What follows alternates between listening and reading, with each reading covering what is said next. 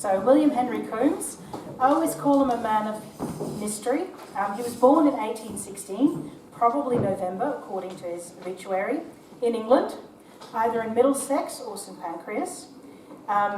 If you read any of his obituaries or any of the mentions in books or on Wikipedia or anywhere else online, he's either born in 1816, 1817. His father is either a printer, an ironmonger, a shoemaker, or anything else. His mother is possibly Sarah Coombs. I did find a William Henry Coombs living with a Sarah Coombs in 1841 that might be his mother. And according to the marriage certificate in 1846, his father was a printer. But there's not a lot of additional history. I can't find his birth certificate anywhere. We know he existed, we just can't find it. Now, the other thing that I do know about him is that he studied in St Bees Theological College. Now, St Bees was the first theological college that was created outside of Oxford and Cambridge. Oxford and Cambridge were for people who had money. St Bees was set up and it ran from 1816 to 1896, which is actually also Canon Coombs' lifespan, which is quite funny. St Bees was set up to get parish priests made for people who didn't have a lot of money but did want to become a priest, and it's mainly the parish priests that would have a living somewhere out in the country. So he studied there. I've been in contact with the archive that looks after the papers, but they can't find him in there either, which they said isn't that unusual because they had so many people come through. Now we know that he studied there because it's in the newspaper. So he's ordained by Bishop Blomfield of London at St Paul's Cathedral. His obituary states that then he was a curate in St Martin's in the Field in Trafalgar Square in 1846 when he was approached by the SPG, the Society of the Propagation of the Gospel, and they were looking for a priest to come out to Gawler. Adelaide in South Australia had just been settled for about 10 years and they were looking for priests because there was only one really doing all the heavy lifting around here for the Anglican Church. Now, one of the rules for the SPG is that you have to be married. So if you have a chance, you can read Mr. E.K. Miller's book on 47 years a clergyman in South Australia, and he mentions this fact that he needed a wife. He went out and procured one, and so did Canon Coombs. He married Eliza Charlotte Carter in Sudbury, Suffolk, in St Gregory's Church, and that's a picture of it. I was actually there this summer. The witnesses were George William Fulcher, who was a printer and a poet, and David Henry Harridge, Augusta Harridge, and Sophie Harridge, who were family of Eliza. Because I thought, not just talking about Coombs, I want to talk about his wife a little bit. There are no pictures of Eliza, so if anyone has a picture or knows where I can find one, please let me know. She was born to John Carter and Sophia Harridge on the 19th of March 1819 in Chelmsford, Essex. Her father was a wine merchant, so quite well off, and he died in 1838. She was one of 18 children, so he got busy. The one to really note is Eliza's sister, Mary Carter, who was 5 years older than her. She married the later Archdeacon William John Woodcock. And William John Woodcock and his children, they already had a few children, they had 11 in total in the end, they emigrated to Australia and arrived in May 1846. They'd previously been sent to India and Jamaica, so this was their third time going out. Now, what is really important to remember is that William John Woodcock, according to the obituaries and some of the reminiscences of people at the time, Coombs read under William John Woodcock. So it's conceivable that he met Eliza while he was studying to become a priest under Mr. Woodcock. Now, they left in February 1846, arriving here in May 1846. Coombs and Eliza married in July 46. And they left 2 weeks after getting married. So by that time, they wouldn't have known if the Woodcock family had actually arrived here in South Australia safe and sound, because it would take about 4 months to get a letter back.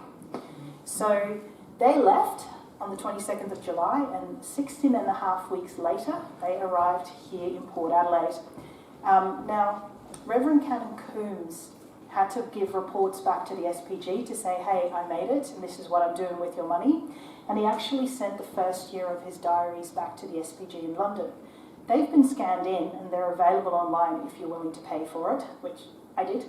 But his handwriting is atrocious, so it's taking me forever to actually transcribe what he's writing about the first few years here in Gawler.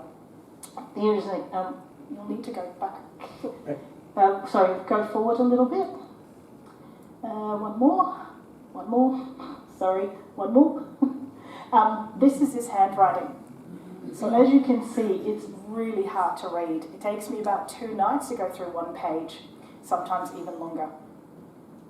So in it he writes of arriving here in Port Adelaide, leaving the ship and going looking for woodcock in the hope that he can find them, because they don't know if they're even made it to Adelaide. And he's leaving his wife on the boat, which I think was a bit harsh after 16.5 weeks.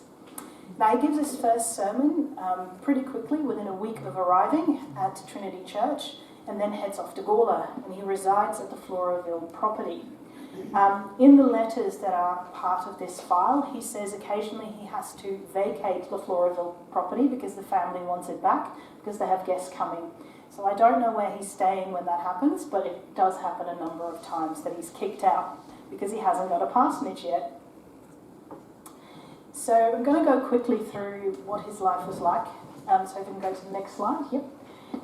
So until 1872, what he got done was he got the first St George's Church foundation stone laid in 1846. It was completed in 1848, and you can see a picture there. That was the first one. It was partially destroyed in 1851 in a major storm. They kind of patched it up, and he was also the first priest ordained in South Australia in 1848. So Bishop Short doesn't come out until 1848, so 2 years after Coombs arrives, and he ordains 2 deans and Coombs as his first priest. So that's quite a little feather in his cap.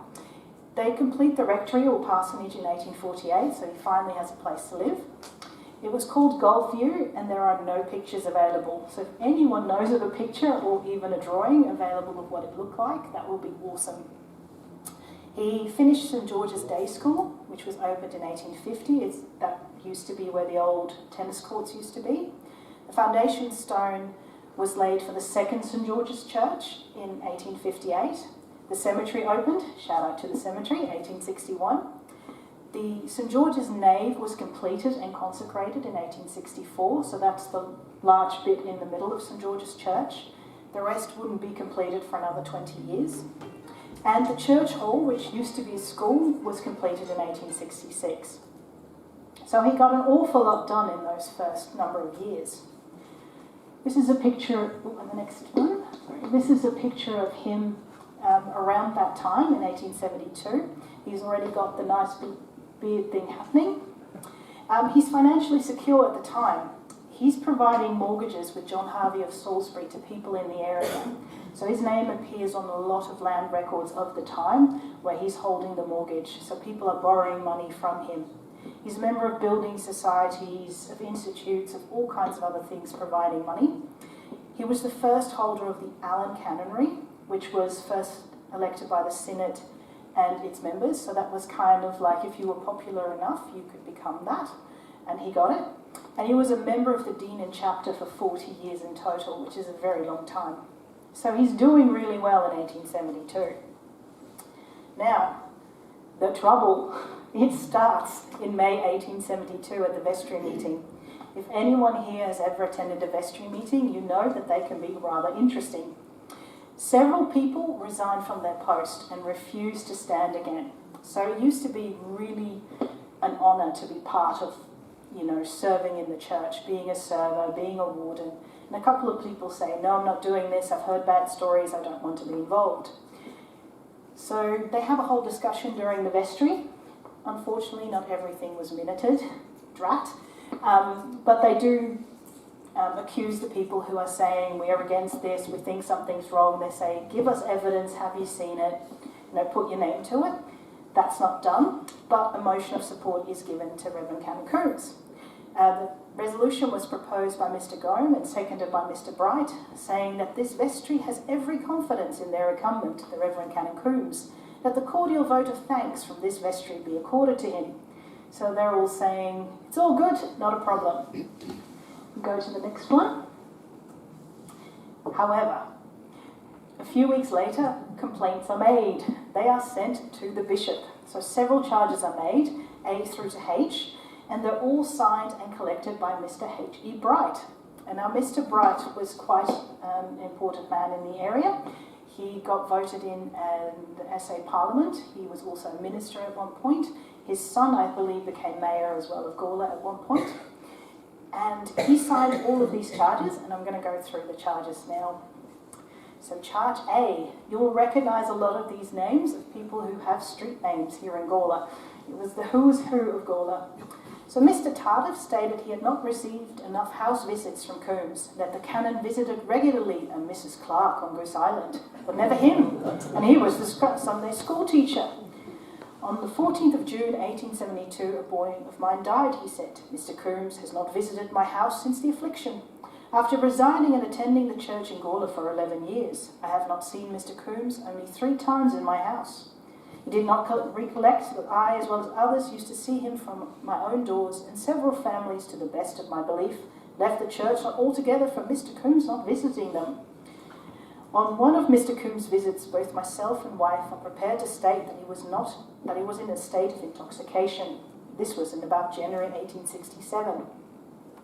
On or about the 10th of March 1872, reports were circulated in Gawler against Mr. Coombs, which I thought were likely to injure the dignity of the church.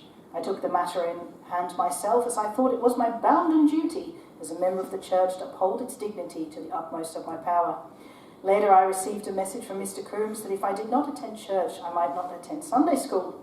So after 11 years teaching in Sunday school, I was thrown out for nothing more than to uphold the dignity of the church.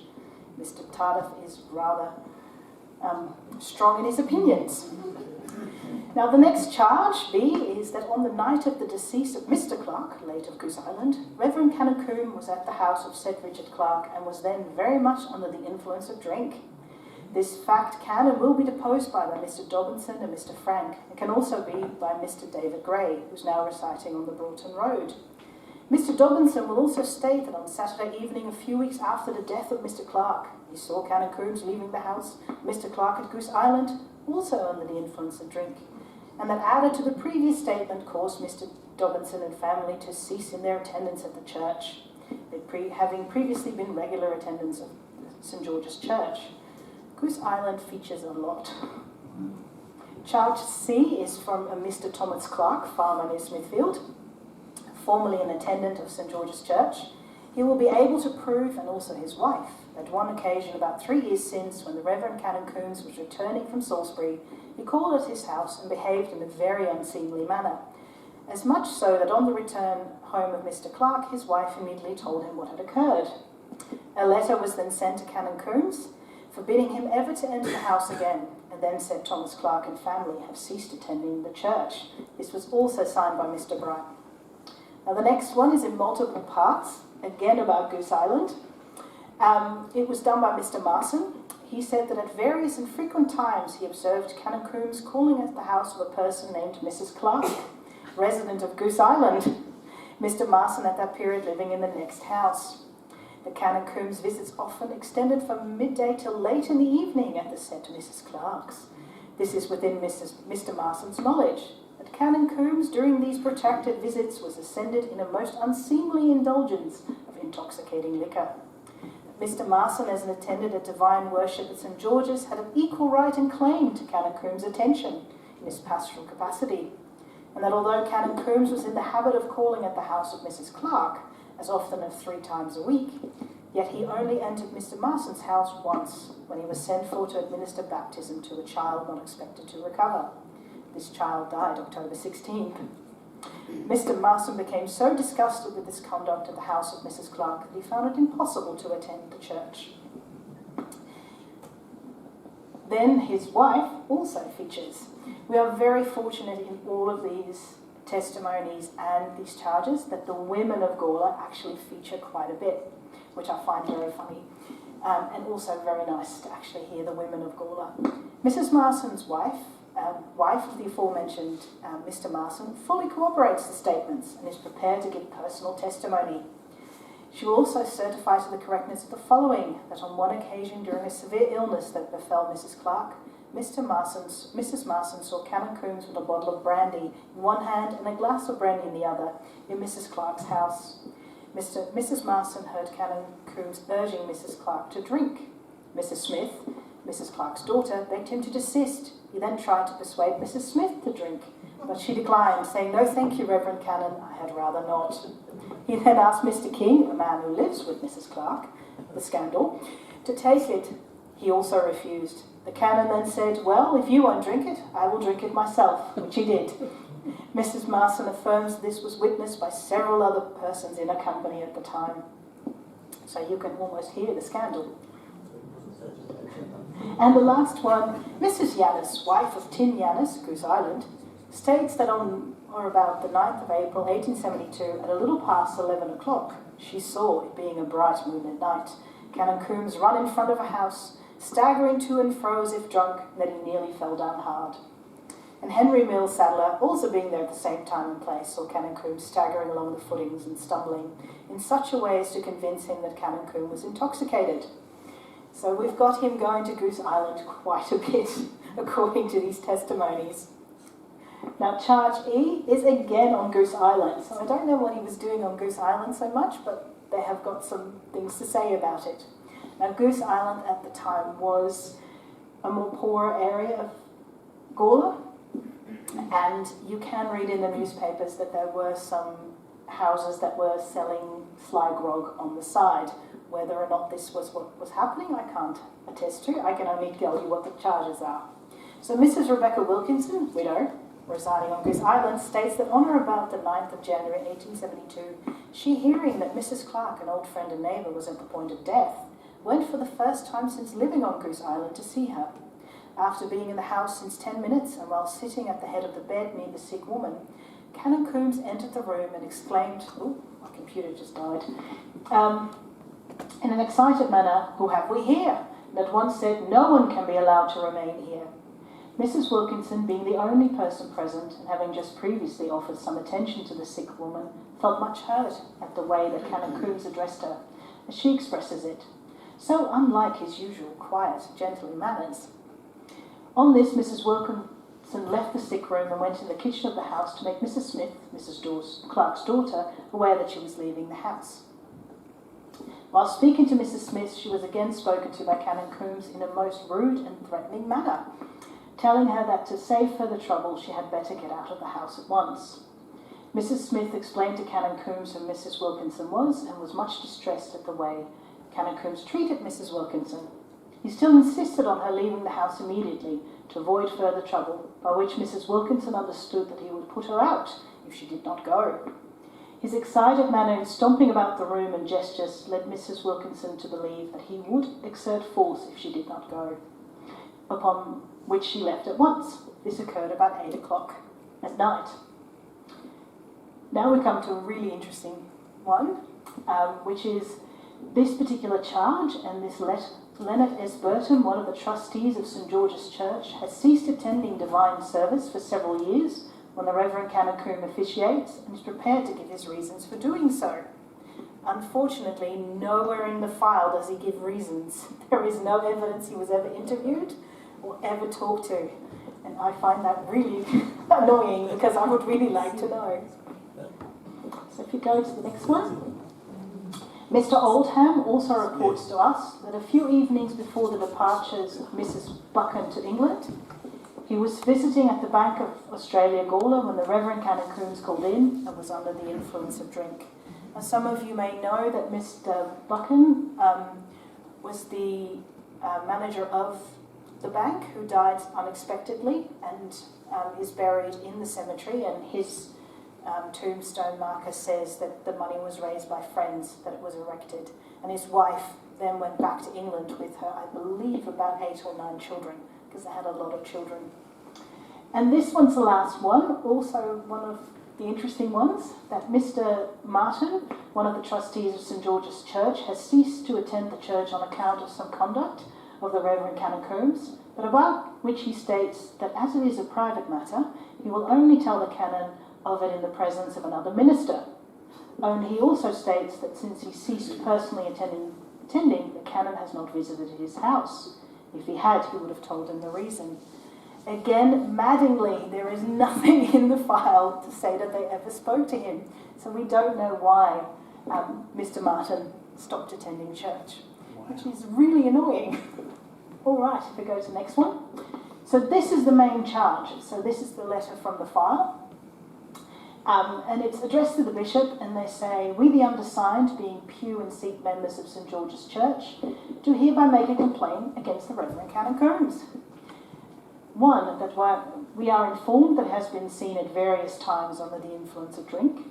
2, that some of us were present and do avow he was under the influence of drink of the evening of Whit Sunday, the 19th of May, and that divine service was inefficiently and incorrectly performed. And 3rd, that it has been reported to us, and evidence can be given, that he has conducted himself on some occasions in a manner unbecoming a gentleman and a minister of the Church of England, and that several persons have ceased to attend the services of the church on this account." Now it's signed by Mr. Bright, Mr. Harris, Mr. Burton, Mr. Tardif, Mr. White, Mr. Manson and Mr. Taylor, and you can see all their signatures there. So it's signed by quite a number of the really important people in Gawler. So what happens? So all this gets sent to the bishop, and the bishop's like, "I'm not touching this," and he gives it to a committee. So he gives it to the Archdeacon, Marriott, and the Dean, Alexander Russell, and you can see the pictures there. They go through the charges, and after they've had a really good read, they're like, "We're not touching this either," and send it back to the bishop. They do, in the letter, note that they sent to the bishop that some of the accusations are over 5 years old and can therefore not be entertained. It was church law at the time that you had to put it in within 2 years. So if it was over 2 years, they wouldn't hear it anymore. They also request that several of the accusers give more information, because all the letters are signed by Mr. Bright, not by the people making the accusations. So they're saying we want people to put their own in. If you go to the next one. Now the bishop, you can see Augustus Short there at the top. He's like, "Oh boy, I have to deal with this." So he writes in his letter basically saying, "You know what, Archdeacon and Dean, you're going to Gawler. You're going to have to do an inquiry." But he does say that they have to interview eyewitnesses. So the eyewitnesses have to swear before God and the Archdeacon to the testimony that they're giving, and they have to sign their name to it. So you can't come in and, tell everyone anonymously. You have to stand there before God and the Archdeacon and sign your name. So if we go to the next one, this is what St. George's Church looked like at the time. So you can see the nave there in the middle, and you can see the bit of the old church still standing. So what they did was they used the nave for the main church, and then had the bit at the back, which was part of the first church, as the vestry. So they were holding this in St. George's Church. If you go to the next slide. So they arrive in Gawler on July 5th. They're only supposed to be there for 1 day, but it turns out it takes them 2 days to go through all the witnesses. Now they only heard testimony about the main charge. Now at the time, in the Bunyip doesn't write about any of the charges. What they write about, or what is in the Bunyip, are letters to the editor. So the Bunyip isn't touching this. They're like, "We're not putting anything in, that could be slander." But there are letters to the editor. And the letters to the editor are rather brutal, and they are not very kind to Mr. Bright.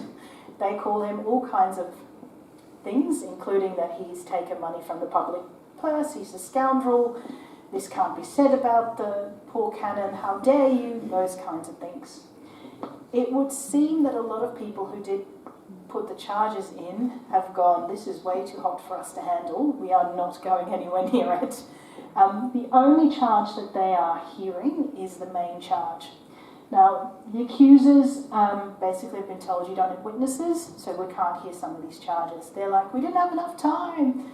And Mr. Rudall, who's acting as an agent for Canon Coombs, so he's defending him, is saying, "Well, no, you didn't organise any of this. You should have done it, so we can't hear it." So they decide to go ahead with the main charge of him being drunk at Whit Sunday. So if we go to the next one. So we have testimonies. Now I haven't put in all the testimonies because we would be here for about 2 hours and you'd be sick of me by that point. But I have put in the most notable, and I've put in the women because there were a lot of women testifying. So this first one is Mr. Bright, and there's a photo of him at the time. Now his original testimony is about 3 pages long, and that was a bit too long for me, so I've abbreviated it a bit. He says, I was present at the service on the night of Whitsunday. The first thing that attracted my attention was the mode of speech of Canon Coombs, his articulation being very tiring and bad, the same as I have observed in men under the influence of drink. There was a studied appearance of over-carefulness, but for all that many words were spoken incorrectly, other words being misinserted, not only in the prayers but in the reading of the lessons.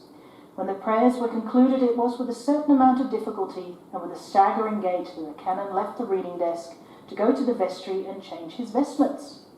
Now he's cross-examined by Mr. Riddell. Unfortunately, they don't write down the questions that were asked, just the answers, which is also, again, really annoying because then I have to try and figure out what questions were asked. To one of the questions, he answers, the canon did not fall. The staggering was not like as if he'd had tripped. So he's saying, no, definitely, he was drunk. The next one is Mr. James Harris. As soon as I entered the church, I noticed that there was something very wrong with the canon. I noticed that the canon laboured under much difficulty. His utterance was different from what it usually is. It was more noticeable, as the canon is usually a good reader. I also noticed that his face was very red. Several mistakes were made in the prayers and the lessons. There were 2 words which the canon tried to pronounce but could not. I cannot say where. I was exceedingly uncomfortable, but did not leave the church, fearing the attention of others would be attracted. I distinctly saw the canon on leaving the communion table to go into the vestry, stagger and catch at the door.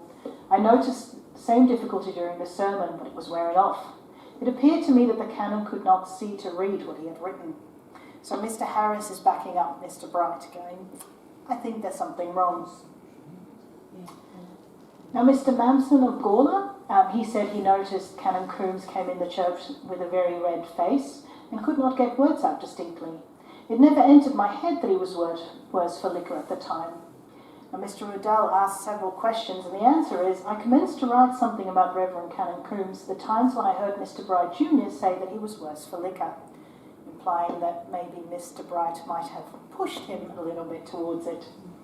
And Mr. Tardif from Gawler says, I was in the church a few minutes before the commencement of service. As soon as the Canon Coombs opened the vestry door, I noticed his face very red. It struck me that Mr. Coombs might have seen someone in the church whose presence might have made him blush. Rising from his knees after his private prayer, I noticed that his face was the same colour as I noticed it before. It did not occur to my mind at the time that he was worse for drink, but as he went on reading the prayer, I found that Canon Coombs made several mistakes. Woe is the poor priest who makes some mistakes in their reading. So you can see that Mr. Bright and Mr. Harris are definitely sure he's drunk. The next 2 witnesses are already saying, well, he might have been. The other testimonies, we've got William John Oldenham of Gawler. He left the church under the impression that Mr. Coombs was worse for drink. I judged from his flush of appearance, so he noticed it. Also from his mistake in the creed and his appearing to trip and leaving the reading desk. I think the trip took place when he was going from the reading desk to the holy table. I was asleep a portion of the time during the sermon. Mr. Riddell cross-examined and said, and the answer is, I believe that I have said to several persons that I do not think that what I saw on the occasion was sufficiently on itself to raise a charge against Canon Coombs. The charges were shown and I was asked to sign them by Mr. Harris, and I anticipated any request by saying I did not want my name to be brought forwards. He wasn't in luck on that one. So then we have Mr. Frederick Harris, 19 years. I noticed something very peculiar in Canon Coombs on the evening of Whitsunday. His conduct was not as it usually is, not as calm and dignified. His reading was the reverse of his usual reading. He stuttered and ran words into one another. His face was like the face of a man under the influence of drink, very red and flushed.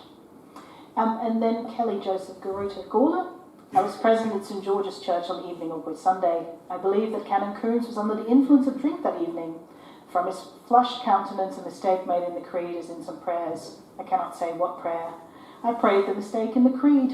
I saw the canon either make a false step or stagger in leaving the reading desk to go to the holy table. I sit in the 4th seat down the middle. So the people who sat at the front of the church, they paid the most in rent, so they were usually the best off. Those in the middle were reasonably okay off, and those at the back of the church were there for free. So they had about 12 to 20 seats that were free. So we can tell from where they say they sit on how wealthy they were. So if we go to the next one, we hear from the women. So Jane Prudence Bright. I was in church on the evening of Whitsunday. I felt that Mr. Coombs has had more than would do him good from his manner. I didn't look at him much. I was afraid. His voice appeared to be very unlike what it was usually. And then Mrs. Elizabeth Harris said, I was in church on the evening of Whitsunday. The canon's reading was very unusual. He's usually a beautiful reader, but that evening he could not get his words distinctly. His appearance altogether was not as usual. He looked flushed. The prayers were not read in the usual way. The sermon was better than the prayers. When I entered the church and was kneeling at prayer, my attention was attracted by the reading. I thought it different to illness. So she's the wife of the Mr. Harris that testified before. So she's kind of disagreeing with her husband on this one. Then we have the Mrs. Harriet Bright, the wife of Mr. Bright Jr. and Mr. Bright Jr. himself. So Mrs. Harriet Bright says, I was in church in Whitsunday, noticed a very great difference in Mr. Coombs' looks and manner of reading. He made very many mistakes, which is very unusual. I did at the time think that he was under the influence of drink. One mistake was made in the prayer for all ambition of men. The words necessities were used instead of affliction. The word necessity was used twice. I followed Mr. Coombs in the reading of the lesson. The word misused was said instead of vice versa. Sent instead of, or vice versa, sorry. Ooh, they would have me up for being drunk at this meeting.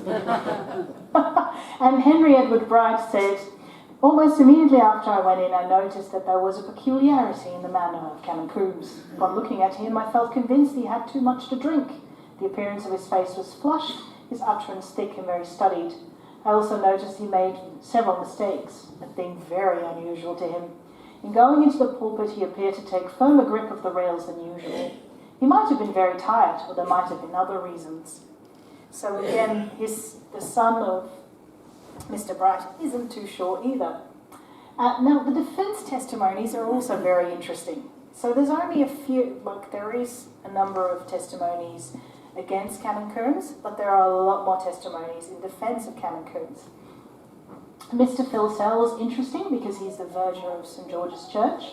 He has been so for 8 years. I came into contact with Mr. Coombs every Sunday morning and evening. I was acting as verger on Whitsunday at morning and evening service. It was Sacrament Sunday. I have custody of the sacramental wine.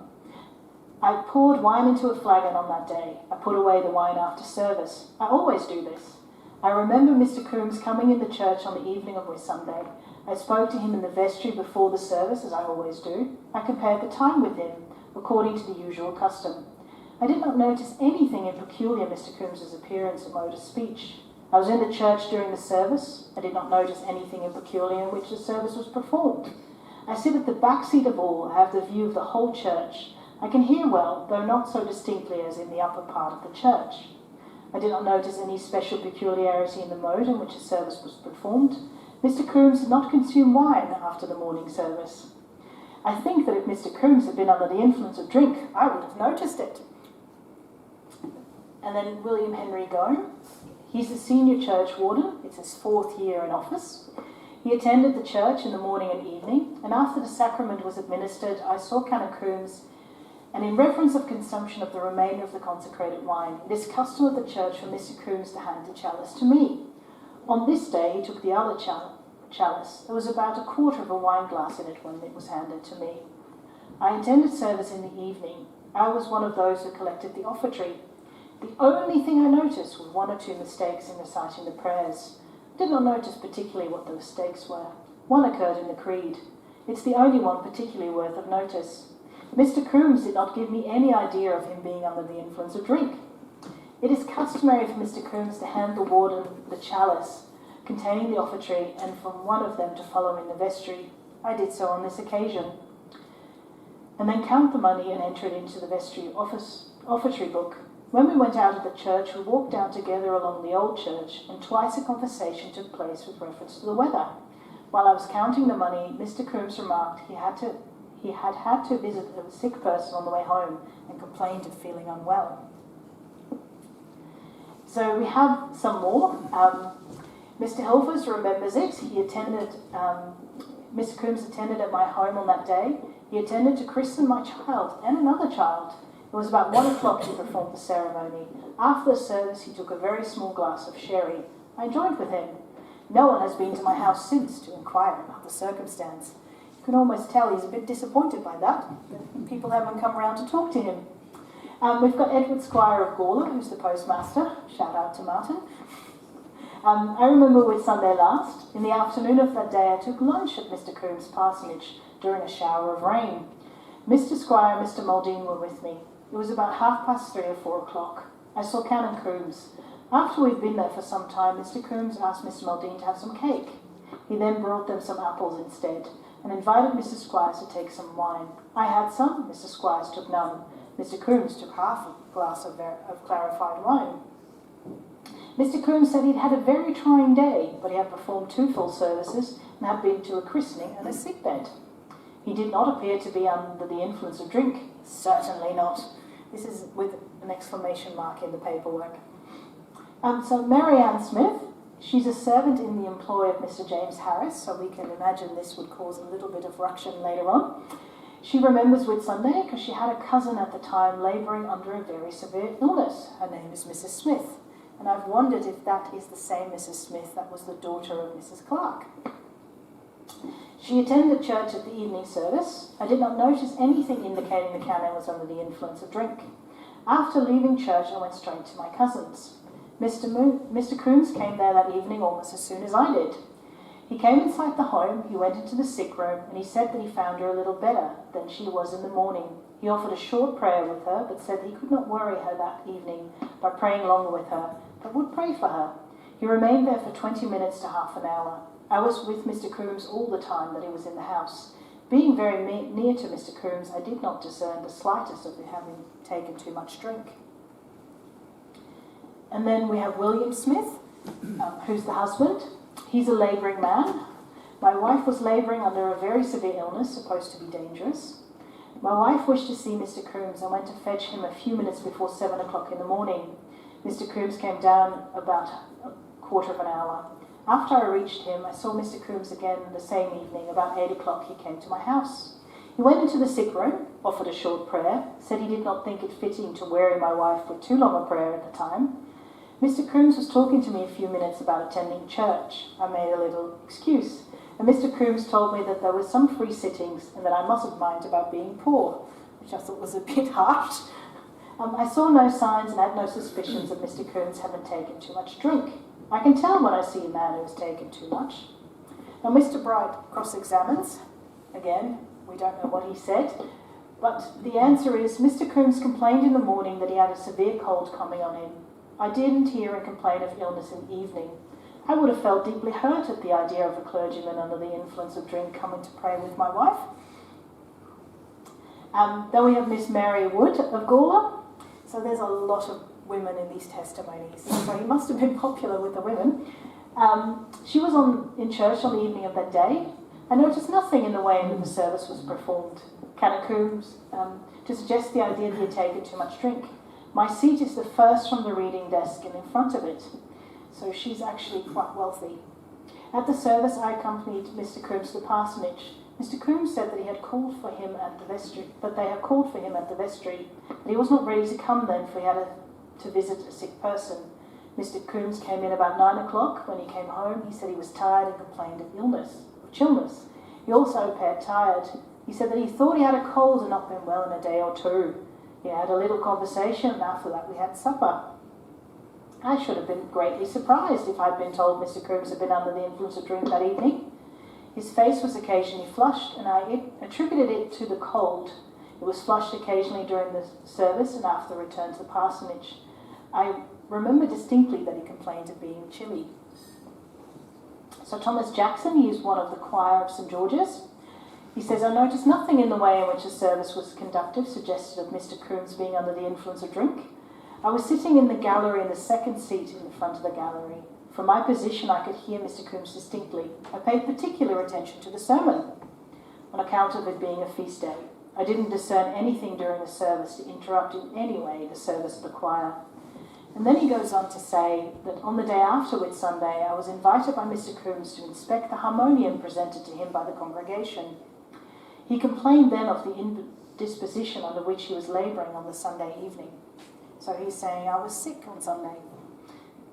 Charles Camperett, who is quite proud that he lived in Gawler for the last 17 years, he's attended St George's Church only from last year. He attended the service and sits on the west end of the church under the gallery. So he's sitting in the free section. There was nothing in Canon Coombs' manner or mode of reading that evening that suggested the idea he'd taken too much drink. I could hear his voice distinctly from the position in which I was. The congregation was very small that evening. I can see Canon Coombs distinctly. I followed the service closely. I noticed no mistakes. Then we have Mr. Lewis, age 20, last birthday. He also has attended Mr. Coombs' ministry all his life. I was in the church at the evening of Whitsunday. Mr. Coombs' manner and way of reading, I formed no opinion of him having had too much to drink. I did not think that he was suffering from intemperance. I noticed that Mr. Coombs read a little slower than usual. I believe at the time I noticed some few slight mistakes, none of them any importance. He's cross-examined and his answers are, Mr. Coombs' face might have been a little flushed, and it was a cold and wet evening. It rained very heavily. If on such an evening as could have raised the colour in anyone's face who breasted the storm. There was no evidence in his utterance. I didn't notice any. So they're saying on the night of Whitsunday it was very heavily raining, it was cold, and it was a small congregation. Now Mrs. Mary Rachel Mill, she lives in Gawler. She's the wife of Robert Mill. I'm the sister of Mrs. Bright. I've attended the ministry of Canon Coombs for 18.5 years. I was present at the service. My seat is in the middle line of seat, not too far down as middle, about 11 from the reading desk. I can see Canon Coombs. There was nothing in Canon Coombs' manner and mode of reading on that evening which suggested the idea of intemperance. Not any, not for a moment. The sermon was not delivered in any way different from Mr. Coombs' usual manner. If there had been anything in Mr. Coombs' manner like that which had been suggested, I should have been sure to have noticed. So Mrs. Bright's sister is like, no, I'm not believing this. Mrs. Anne Lewis, the wife of Dr. Lewis, have attended the ministry for Canon Coombs for nearly 21 years. I was at church. I remember the services perfectly well. In the reading and manner of Canon Coombs, there was nothing to suggest that he was under the influence of drink. He read a little slower than usual. I thought he was ill, but he omitted no part of the service, not even the special liturgy, not one prayer. He was correct in special psalms and lessons for the day. He made 2 or 3 trifling mistakes only in words which were not worthy of being taken notice of. So she's very sportive. I noticed no confusion of the 2 creeds. I did not notice whether Mr. Bright was ahead of the clergyman in saying the creed in the evening. Mr. Bright speaks the loudest in church. She's not pleased with him. I did not notice anything in the canon's appearance except that he was a little flushed, which I put down to the rough weather and him being fatigued and not well. There was a heavy shower before service. Such kept away many people from church. There was a very small congregation in that evening, which was a bit of a scandal if you didn't attend church on these special feast days. Miss Lucy Warren, she's the wife of George Warren, JP. She's attended Mr. Coombs' service ministry for 16 years. I attended the service in the evening in Whitsunday. In Mr. Coombs' manner and mode of reading, there was nothing that suggested he was labouring under the influence of drink. He seemed very tired and was hoarse and had a cold. There was nothing very marked. When I left the church, I did not think any more of it. I did not mention it to my sister with whom I spent the evening. He looked rather flushed. It did not impress me. It was so cold if I had been, and in such a boisterous evening, my own face would have been more flushed than Mr. Coombs. Then she's questioned by Mr. Harris and says, I believe there were 1 or 2 mistakes, but not half so many as were made by the Archdeacon in the Sunday following. Please bear in mind the Archdeacon is taking this testimony and she's just thrown him under the bus and said, you made far more mistakes than Coombs. And then the last witness, Catherine Ann Lewis, the eldest daughter of Dr. Lewis. I've attended the ministry of Canon Coombs over 20 years. I was in the church on the evening of Whitsunday. In Mr. Coombs' manner in reading, I noticed nothing that suggested the idea of his being under the influence of drink, not in the least. I noticed 1 mistake or so, but licensed ministers often make mistakes. There was one word in the prayer, and Mr. Coombs corrected it. It was the words necessities in place of afflictions. I was sitting beside Mrs. Lewis. So this is the last of the defence testimonies. If you go to the next slide. Now we get Coombs' statement. So this is him writing out his statement. And he says, on the morning of this Sunday last, 19th of May, was aroused before 7 o'clock a.m. by a messenger calling me immediately to visit a sick woman, Mrs. Smith, who was not expected to survive the day. I had once attended and made a thorough ministerial visit, leaving her by stating that I would see her again in the evening. Returned home, breakfasted, dressed and attended Sunday school, and on through the morning services, Holy Communion, and then to Mr. Stilfer's. Returned home feeling unwell and fagged, but took part of a chop and a glass of ale for dinner, then Mr. Squire's visit soon after. 4 o'clock, Mrs. Coombs returned, had a cup of tea and left home towards 6 o'clock for church. Went through the full appointed service, without any stuttering or general inaccuracies, although might possibly have been a slight mistake or two. Paid a sick visit and came home still feeling very indisposed. I most comprehensively deny that I was under the influence of drink during the whole or any part of the day. If we go to the next one. So what do you guys think? What is the verdict? Was he guilty, yes or no? So I'm going to ask you guys to show of hands if you think that he was guilty of being drunk at the Whit Sunday service. Anyone? Yep, I've got a few hands. And those of you who think that he wasn't drunk at the Whit Sunday service? We've got a few more. Yeah. So if we have a look of what happened next. So Madeline's letter that they're talking about in here isn't in the file, as per usual, but we do have the bunyip of the 20th of July 1872. Now the journalist who wrote this didn't put their name to it, it just says correspondent. And he tells us that the charge of Canon Coombs was under the influence of drink during the evening service on the night of May 19 is thus referred to by his lordship, that is Bishop Short, in his letter to Dean Russell. Canon Farr, after careful consideration of the evidence for and against the charge, concurs with you and Archdeacon Marriott in affirming that 1. That the accusers produced no evidence to show that Mr. Coombs had taken too much drink on the day before the evening service. 2nd, that such circumstances as they adduce in support of their impressions were most satisfactorily explained by Mr. Coombs and the witnesses for the defence. 3rd, that the evidence taken in reference to his conduct and proceedings throughout the day, May 19th, is such as to preclude the suspicion of the charge being true. Then the Bunyip reporter says, anything more severely reflecting on the physical blindness or the moral turpitude of Canon Coombs's persecutors than the last dozen words of this decision, it is not possible to conceive. The actions of Mr. Bright and his coadjutors are inevitably resolved into a most unfortunate defect in their physical faculties or into an exhibition of unparalleled malevolence. The Bishop forwards his decision to the Dean on this disreputable movement in the following emphatic and most condemnatory terms. I therefore dismiss the charge as unworthy of being entertained, and acquit Canon Coombs of any such conduct as is therein imputed to him. The reporter was rather scathing of Mr. Bright and Mr. Harris and those who supported them. So we go to the next slide. So what happened next? Canon Coombs remained in his post for another 25 years.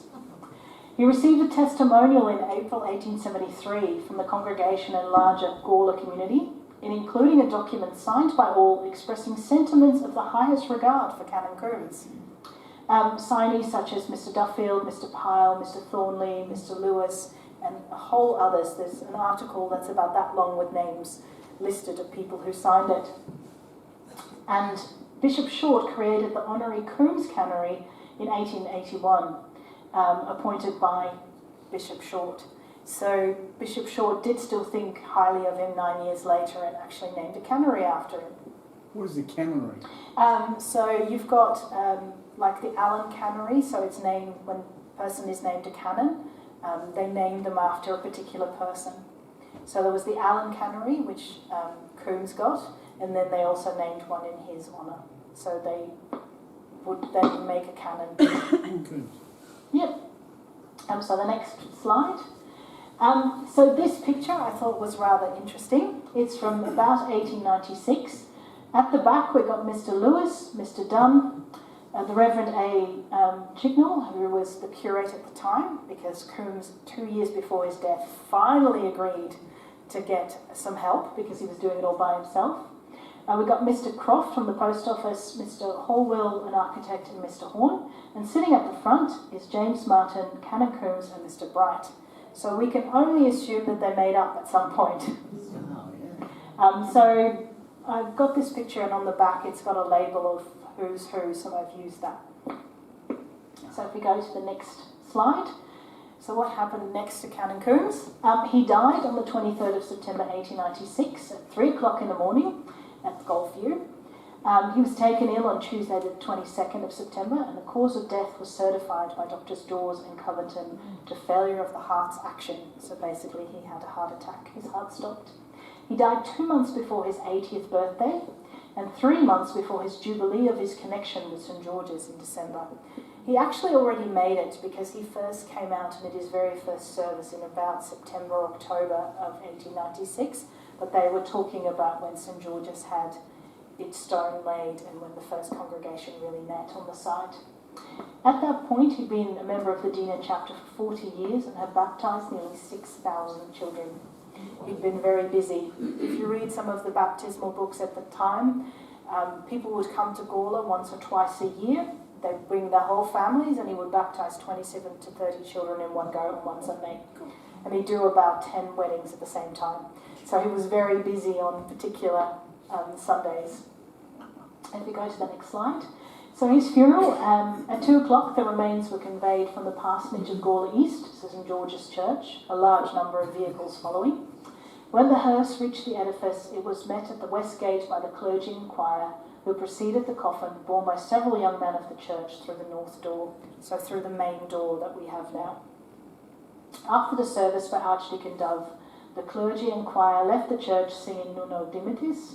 When the coffin had been replaced in the hearse, a start was made for the Church of England cemetery, followed by between 50 and 60 vehicles, and hundreds of persons also walked to the cemetery.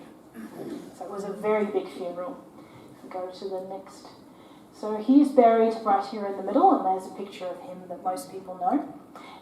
In the original map of the church, it says that there should have been a chapel in that centre area, but the money was never there and they never built it. But he is buried there with his wife. And please remember his poor wife. After he died, she had to leave the vestry where she had lived nearly 50 years. And she then moved to Port Adelaide to be with her sister Mary, who had married Woodcock, who was still in Port Adelaide living there. So she lived with her for 2 years. And then eventually, after she passed away, was buried here.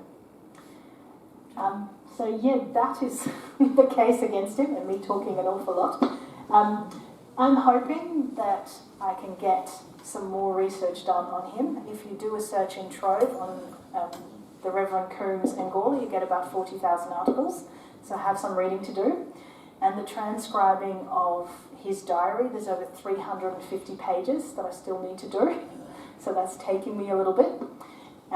We're hoping with the church to actually do the case against him as a play, to actually have people go through the testimony and actually have it in St George's. So we started that, so we're hoping to actually get that off the ground because I think it'd be really lovely to do. And if you have any information about Canon Coombs or have any information about Goldview or Eliza Coombs, please let me know, because trying to find information about them is quite hard, and to try and find pictures. They never had any children. They left all their money to the church, and they left it to the children of Mrs. Woodcock and the grandchildren of Mrs. Woodcock, because they never had any kids themselves. So a lot of that history and family history that we all hold on to is all gone because that all dissipated. So thank you very much. Please, if you have any questions, fire away and I'll do my very best to answer them. Is there a baptism register? Like the baptism get registered in a Yes. town? Well, no one said anything about his handwriting. If he was drunk Show.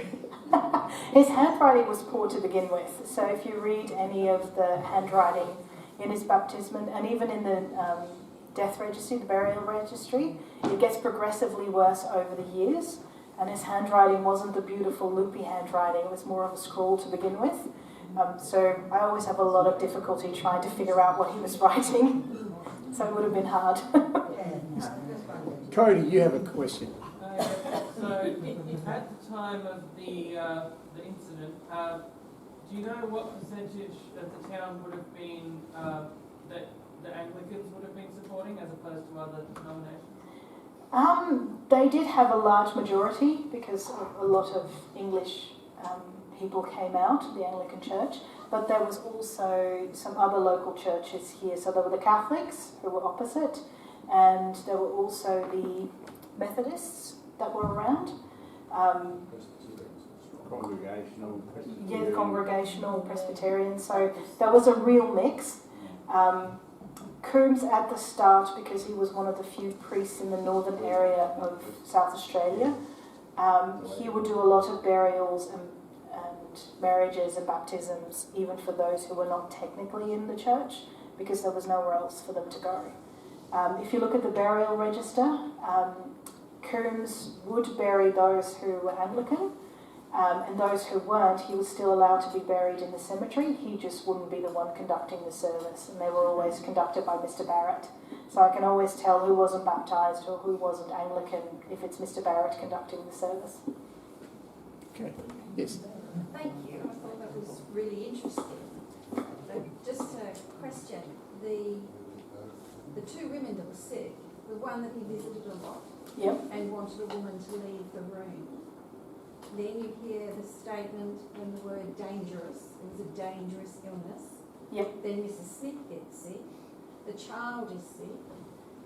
So what year was that? Can you pin that to a... That's 1872. Can you pin that down with a public health outbreak report? Because that No. would be interesting to follow. Because I think when he was telling the woman to leave the room, perhaps it's the Pollyanna in me. It's dangerous. You shouldn't be in here. And she might have been a busybody. Anyway, but do you know what I mean? And then so many illnesses, and that one word, dangerous. So It's very well possible. I haven't looked into that yet. I also read Mrs. Wilkinson a bit of, she hadn't visited her friend for the whole time she lived in Goose Island, but now that she's sick, suddenly she wants to be there, so I'm a little bit like, But I look up the public health, or even in Pioneer Park, you know, that year, they sometimes list what it was that was... I mean, people even died from chickenpox in those days, so... I haven't been through the burial register to see if they're actually in St George's at the time in 1872. Oh, thank you. Any more questions? Yep. Yeah, so then another question about, I guess, the seating sort of played a big part. Yep. For how long was the church, when did they stop having wealth-based seating? Seating.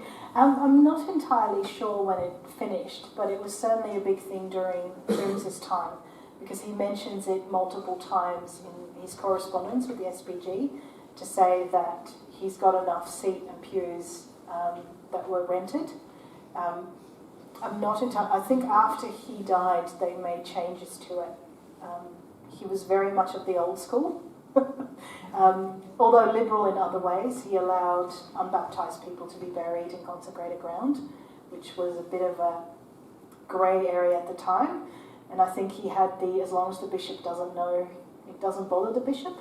But I'm not entirely sure. I know he got a lot of wealth from it because he is rather wealthy by the 1870s and 80s, and he does leave a lot of money to the college in town as well, and leaves money to his wife. Because I was reading his will, and it's like, I leave money to this and money to this, and like, where's the money to your wife? But yeah, I'm not entirely sure. I will actually look into when they finally abolished it. I have a question. Yeah. You've picked out some various people. Are the statistics that the women in Gawler are pro Canon Coombs and the businessmen are against him, or what? With all of the numbers? It looked from what I can read in the testimonies, there's a lot of women, and it actually ends, the last testimony, it actually ends with the names of more women who they weren't going to interview because it's the 6th of July, 11 p.m, and they're like, we're tired. And there's more women willing to testify on behalf of him.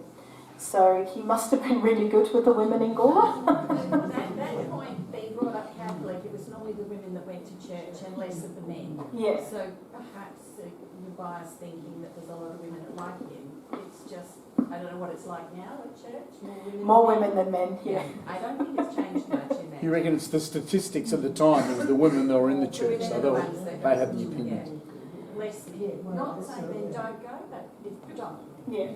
I just found it very interesting because it's hard to find women's testimonies normally, and here they all are, and they're all the women that we know that they're, you know, the wife of Mr. Bright, the wife of Mr. Harris, and Dr. Lewis, and all those. Which publications did all of those testimonies So those come from? testimonies all came from the case against Canon Coombs, so that's in the essay library. They've got a lot of the paperwork that was there from Bishop Short, so they're looking after it, after all the paperwork. And I went in and I was given permission to look at them and take photographs of them so that I could transcribe them, because there's a lot of paperwork in there. There's bits missing, unfortunately. But they do have a lot of those testimonies. So I transcribed, there was about 130 pages, so I spent a while transcribing all of them. There's still some words I can't make out because the handwriting gets worse as this poor man is writing everything down for 2 days. So what's the record of clergymen being found guilty of bad behaviour like that? I'm not entirely sure. I don't think a lot of people have gone through all of the files that are there. But probably not too many. It was quite rare, I think. People didn't want to accuse the priest because it was usually the quite important person in town. But I always found it a very interesting case because there were so many charges and then they only go ahead with one charge. And I've always wondered why the other witnesses didn't want to come forward and put their name, or did Mr. Bright pressure them to put this down? I don't know. But it's interesting that it's all to do with Goose Island, and Goose Island did have according to the newspapers and articles that I've been able to find, a bit of a reputation of having sly grog being sold there. Yeah? Yes, Kristen. With his death, Yeah. was that the end of the Coombs line? Because there's no mention of any descendants or children? So he didn't have any children, and because I can't find his birth certificate, I can't find out if he had any family. So I don't know if he had any brothers or anything like that. In his will, he doesn't leave anything to any family Coombs. He leaves everything to the Woodcock family. So to the children and grandchildren. Right. Yes. I'm interested to know where Canon Coombs stands on the high church evangelist spectrum of varying beliefs. I have some background within the Lutheran Church, and the contrast in the sort of significant events you describe within the Lutheran Church, there are very deep divisions on do you treat Genesis chapter 1 literally or not? Is ballroom dancing sinful? Is Jesus going to come for 1,000 years as interpreted in Revelation?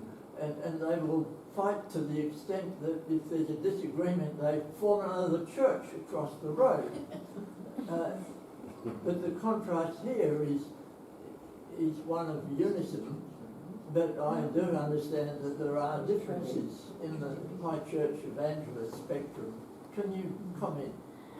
I don't know exactly where he stood in all of that. I do know that he allowed, like I said, unbaptised people to be buried in an Anglican cemetery, and there's also a number of suicides that are buried at St George's Cemetery.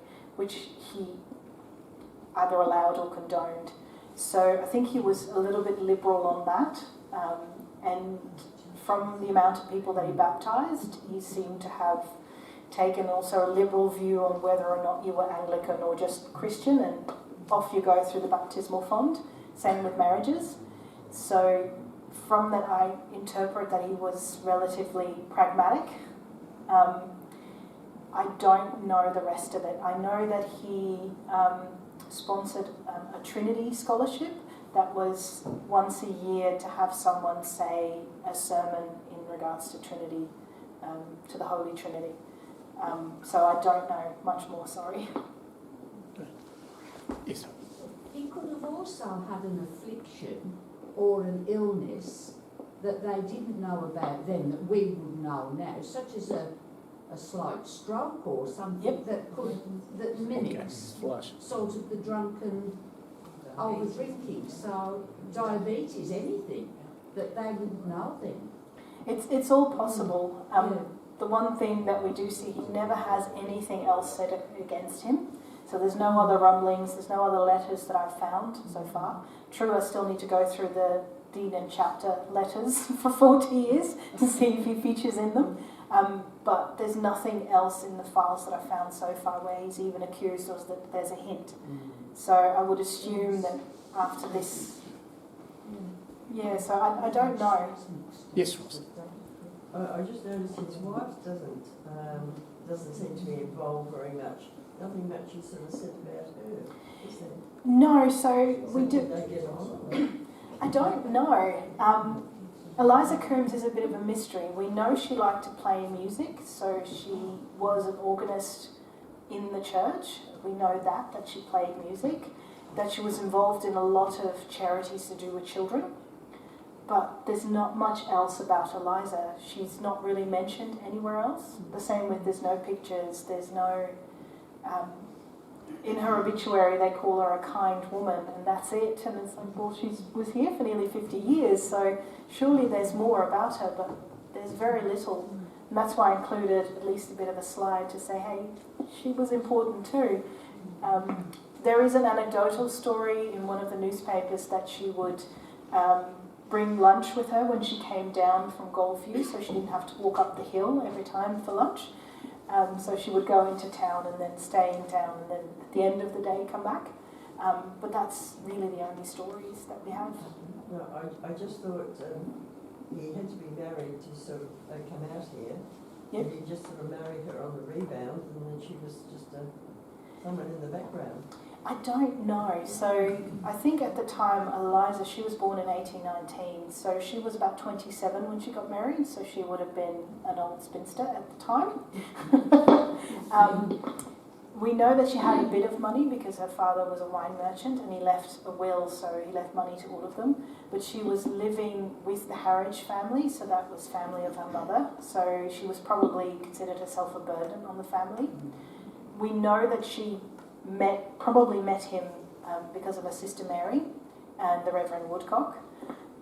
So this was a way to be close to her sister. She would go into the same place, South Australia, and it was on the other side of the world. It was respectable, it was married, so I don't know if it was a love match. I don't even know if the Woodcocks were aware that those two got married because they left before they got married. So I'm not entirely sure what their relationship was like.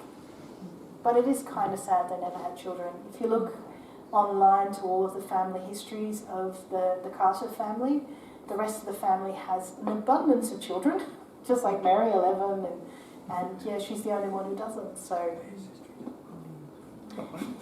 Great. Thank you very much, Joyce. That was absolutely magnificent. We thought we loved that immensely. So if you could give a great hand to Joyce Mendrik. On behalf of the team, the history team, would like to present you with a gift basket. Oh, thank you. So thank you very much. Thank you very much. So thank you. That's great. Thank you. Enjoy a cup of tea or coffee, or there's cake, little bits and bobs over there, and have a chat with Joyce as you have a chance.